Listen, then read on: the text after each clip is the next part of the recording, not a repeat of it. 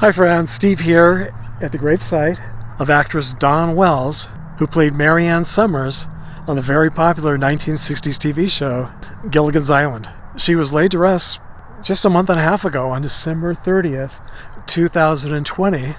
It looks like she must have picked out her gravesite and added her name to her headstone when her mother died back in 2004. Looks like they were very close and even shared a birthday. They both were born on October 18th. Wells is laid to rest here at Mountain View Cemetery in Reno, Nevada, and Reno is also the town where she was born. In case you plan to one day visit her gravesite yourself, I'm going to show you how to find it by driving to it from the front gates here. Even though this is a pretty large cemetery, her gravesite is actually pretty easy to find, at least once you know where it is. A little bit earlier, while driving and walking around the cemetery, I spotted one of the funniest messages I've ever seen on a cemetery bench. So if you could use a good laugh, keep watching and I'll show that to you a little bit later. I also stumbled upon two headstones that really caught my eye. They both had messages that were very sad, but also very sweet. And I'm sure you'll want to see those as well. And later in this video, I'm also going to visit Wells's former high school here in Reno. And for those of you who might be planning to visit Reno yourself, at the end of this video I'm going to show you the hotel where I stayed, and I'll share with you my very unpleasant experience there. And if you make it all the way to the very end of this video, I have one last fun surprise to share with you that I think will make you laugh. So here's her gravesite straight ahead. The GPS on Dawn Wells' Find a Grave Memorial page pointed right here to this section here, and I drove by it 3 or 4 times and didn't see her headstone. It's behind this bush here, and it's, I guess, smaller than I was expecting, and I just didn't see it. I kept driving by and kept driving by, and I thought, well, they must have just put the GPS in the wrong part of the cemetery, but it's exactly where the GPS said it would be. I just didn't see it. I was looking for something else, and I wasn't really expecting this bush right in front of it, I guess, as well. So here's Dawn Wells' headstone and final resting place. Looks like there's a border around it. There's also this bench.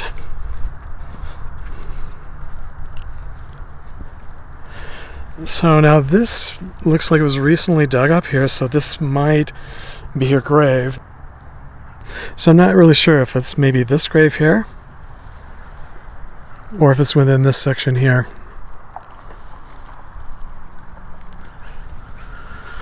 Let's see if I can get a little closer. It says, "I'll call you when I get there." That's nice. God bless you. I love you, Mama. I'll call you when I get there. So that's a picture of Dawn and her mother. And another one with her mom and Dawn when she was just a toddler. Cherished daughter, Dawn Wells. So they both were born on October 18th.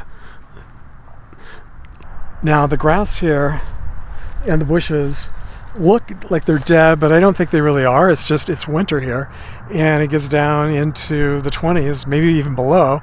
I'm not sure if it snows here in the cemetery, but I just drove through the mountains to get here, and there was snow the entire way. So when I discovered yesterday that Dawn Wells' death date had been added to her existing headstone here, I just sort of spontaneously decided to go ahead and make the trip up here to visit her final resting place today.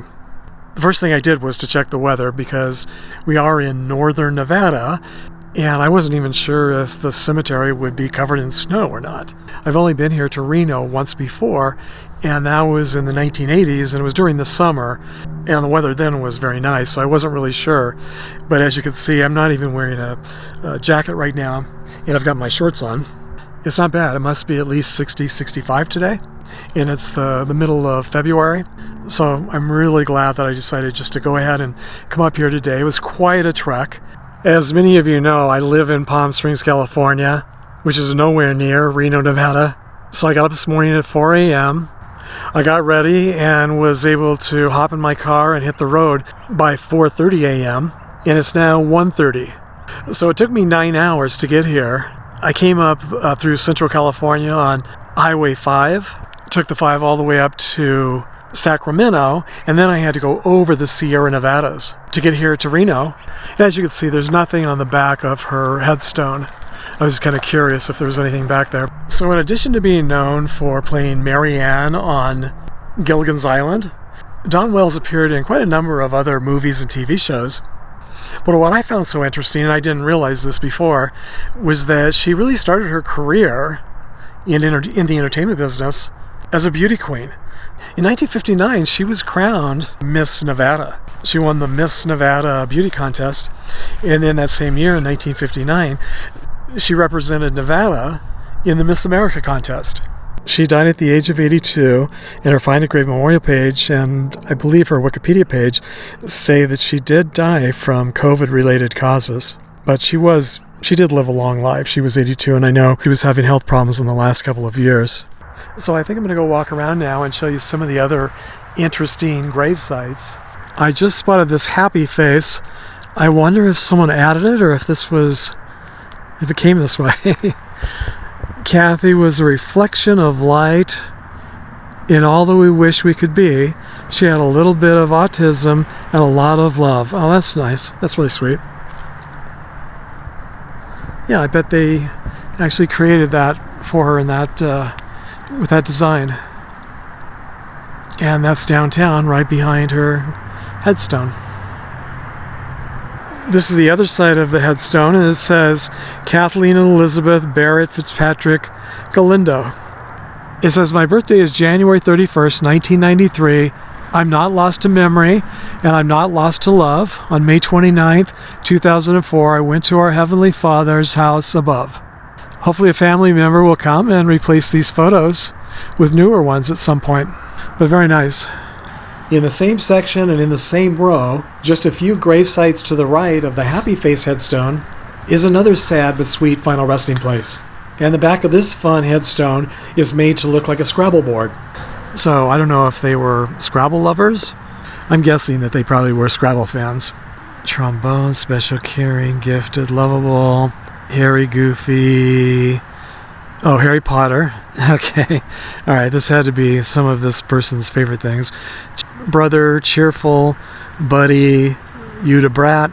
Oh, Star Wars, Hawaii, music, smile, memories, bratty one, Chris. Wow, what a fun way to remember someone. So much more personal than just having a name and a date. Let's go around and see what's on the other side. How sad. Only 20 years old. Our son, our brother, our angel in the sky, we love you forever. Han Solo. Look at that, wow. Christopher Michael Wall, born in 1990, died in 2010. Always sad to see that. While I was walking over to visit these two grave sites, this message on the side of a bench that really made me laugh. Now, as you all know, if you've watched my channel for any amount of time, I try very hard not to be political on this channel, but this one just made me laugh so much. I mean, talk about a die-hard Republican, right? I mean, this is a cemetery bench. I'm guessing it belongs to the Young family. I just thought this was so funny. Whether it says Republican or Democrat, it's one of the last things I ever thought I would see in a cemetery. I've definitely seen a lot of things in cemeteries over the years, but this political ad is definitely a first for me. Now, the only thing that would make this funnier is if the person in the gravesite next to this bench was a Democrat, and they decided to install a Vote Democrat bench. But this political message is definitely a first for me. As far as I'm concerned, when it comes to politics, we all take ourselves way too seriously. So my vote goes for anything that can make me laugh, especially in politics or cemeteries. So now I'm going to drive just 5 minutes from here to Reno High School, where Dawn Wells is probably the most famous alumni. Okay, so here on the right-hand side, this is the high school where Dawn Wells attended. Yeah, Reno High School. Reno High School Alumni Center. This is a Sunday, so there's not many, so there's really nobody here, which is good. Oh, very cool. I'm sure it looked exactly like this when she was here. This looks very vintage, very 1950s, 1940s, 1950s. This is really nice. This circular drop-off is pretty cool. Now I wonder if she has a plaque or a memorial marker here, anything to indicate that she went here. She was one of the most famous alumni. They had a couple of other famous alumni as well, but I'm pretty sure she is the most famous.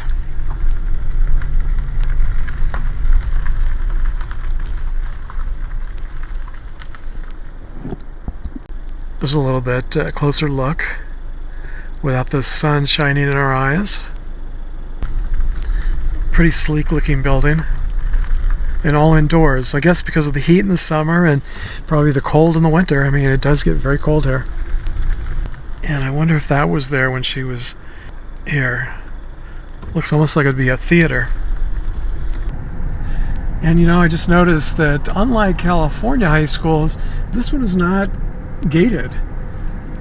As I've mentioned to you before, in California, pretty much every school, high school, grade school, college, is very gated because of all the crime and everything. Reno High School. But maybe they have a lot less crime here. Home of the Huskies. This looks a little bit newer over here.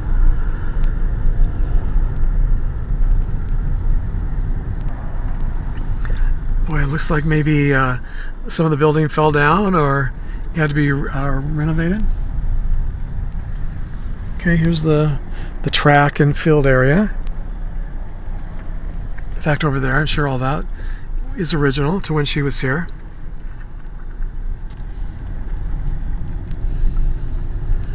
And this looks like it probably was similar, except for those apartment buildings behind. I'm guessing this is probably what it looked like when she attended school here.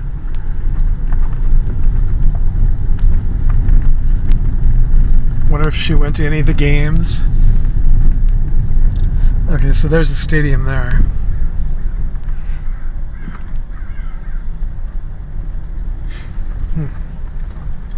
Pretty large school, really.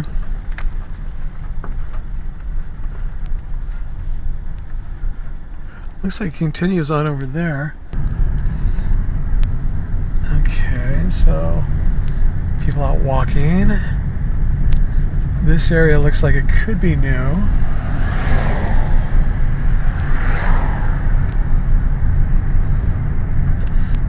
Welcome to Foster Field Huskies, Bud Beasley Athletic Complex.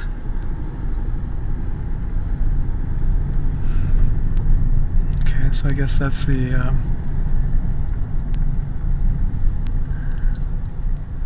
Reno High School, home of the Huskies. Yeah, those could be the same bleachers, really.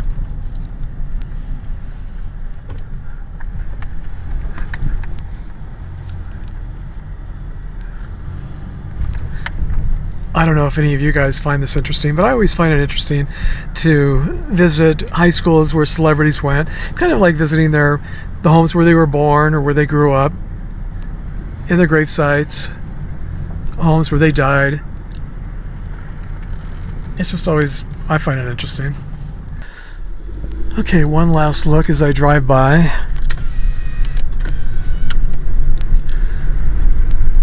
So now I'm going to head downtown or in the downtown area and see if I can find a hotel for the night. I decided to just wing it since I was so last minute and spontaneous with this trip. I figured I would just drive up here and see what's available. And sometimes it's a little nicer to come and scout out the neighborhoods first before you choose a hotel. You know, you can do it online. It's pretty easy, but you never know really where it's located if you're not familiar with the city. And I've only been here once before, and that was in the 1980s, and I don't remember any of this.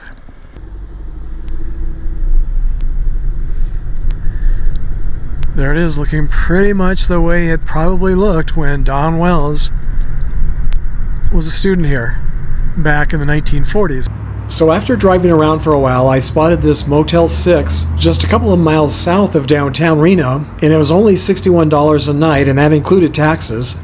And it looked like a newer, pretty nice neighborhood, so I booked it for one night. I bring so many things with me on these trips that I find it very helpful to have a ground floor room that I can back up to, which makes it so much easier for me to bring in all of my gear, and then I can also keep an eye on my car. I think I was only able to sleep for maybe an hour last night, so I'm kind of miserable this morning and really exhausted after my 9-hour drive up here. I was completely exhausted and thought I could sleep through anything, but I was wrong. It turns out that this Motel 6 is located on probably the two busiest intersections here in Reno, at least it seemed like it last night. It's the intersection of Plum Lane and South Virginia Street. And I'm pretty sure, based on last night, that this has to be where all the drag racing takes place. Now, I've learned a lesson, never stay in a hotel like this in the city at a stoplight. The cars come to a stop, but for some reason when the lights turn green, they all want to be speed racer and burn rubber, drag race, speed away from the light as fast as possible and as loudly as possible. And there must be some kind of a regulation here where you're required to have the loudest muffler you can possibly have. I mean, they've all been customized to be as loud as possible, it seems. And then there are the motorcycles, the really, really loud motorcycles. All the motorcycle clubs must live here in Reno. I mean, it was just nonstop auto and motorcycle noise all night long. I mean, really, just every minute or two, another ear-shattering car would speed away from the light. So finally around 1 o'clock, it seemed to die down a little bit. This was Sunday night, and it wasn't like it was a Friday night or a Saturday night. This was Sunday night, and around 1 o'clock, I think I finally dozed off for a few minutes, and all of a sudden I hear this like an explosion, and the people upstairs decided, I guess, to get into a brawl and slamming doors and screaming at the top of their lungs, and it just went on for an hour or two. It went out into the hallway, out into the street, and it just went on and on and on. In addition to that, this hotel apparently allows dogs, and a number of times during the night I heard dogs barking, and a couple of times dogs getting in huge fights, which sounded like it was happening right outside my window. So I just wanted to give you a heads up about this Motel 6. If you could sleep through anything, then yeah, it was pretty comfortable. The bed was comfortable, and it's got everything you pretty much need from a room at a Motel 6 in a good location and a pretty good price. But it's like trying to sleep on a drag race strip. So if that's your thing, this might be the place for you if you ever find yourself looking for an affordable motel room in Reno, Nevada. Up ahead on the right-hand side is Mountain View Cemetery on the top of the hill. At the bottom of the hill, right below the cemetery, is the Tombstone Territory Motel. I know that hindsight is 20/20, but this morning I sure wish that I had opted to stay here instead. A motel named Tombstone Territory sure sounds like it would be a lot quieter, doesn't it? And this week I'd like to thank my newest Patreon supporters, Julia Roberts and Brian Miller. Thanks so much, Julia and Brian, for your very generous donation to this channel. It definitely goes a long way on trips like this. So until next time, thanks for sharing the memories, everyone.